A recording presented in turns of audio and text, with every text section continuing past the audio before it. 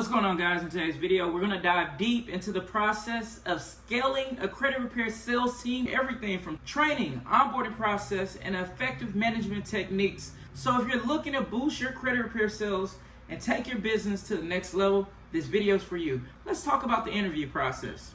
One crucial aspect we test for is the speed of response. You can easily gauge a candidate's work ethic by how quickly they get back to you, considering you're their lead. Another important quality is the potential sales member's intelligence. It's essential that they can represent your brand well and not come across as unprofessional or unintelligent. Remember that they're the face of your credit repair company. They're the people that are going to interact with your prospects. We emphasize the importance of finding individuals who are excellent listeners. If someone dominates the conversation, talks excessively, they're not a good fit. You need team members who can effectively listen and communicate when the time is right, while also being socially aware. Now look, another key trait is coachability. How do you evaluate coachability though? Is by asking the candidate to role play different scenarios and to provide feedback. It doesn't matter how well they sell at the moment, but what you really want to be listening for is how they process the feedback and if they show improvement on the feedback that you give them. Once you decide to hire someone, it's crucial to help them transition their general sales knowledge to a specific high-ticket credit repair service, because they need to know about your high ticket credit repair offer. But what you need to understand is that while product knowledge is important,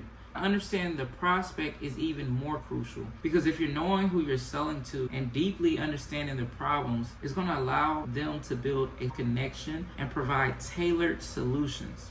Now, let's talk about the onboarding process. We recommend a 14-day period where new hires, they listen to good sales calls, right? So if you don't have any good sales calls, it's worth going out there and making some successful sales yourself. You want to record the calls and have them listen to those examples. During this time, they should work on a script based on a question-based framework. This framework should guide the conversation naturally towards the desired conclusion. We want to avoid the common mistake of repeatedly asking, do you have any questions for me? Especially at the end where you're trying to close the client. Because if you keep asking, why would you keep asking someone, do you have any questions on why they shouldn't buy from you? You know, that's a big indicator that you're lacking closing skills. After the initial training period, you want to put your sales team member on the floor. You don't want to give them all the leads. You want to maybe give them like half. You don't want to waste a lot of leads on them.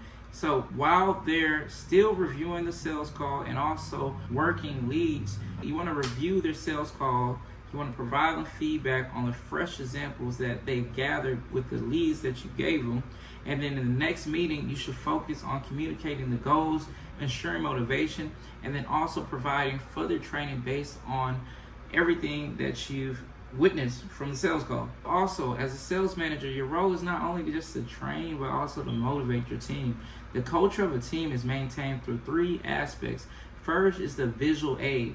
You want to make sure that there's a leaderboard that fosters healthy competition. As a salesperson, you want to promote competition. You should let them know who is the top salesperson, who's the bottom salesperson, so that they can grow. Secondly, you need to also communicate the KPI. When reaching the KPIs, there need to be some type of bonus attached to keep the team members engaged. Finally, you must evaluate your whole sales team, and you got to cut off the bottom 10% for performers to maintain a high performing culture.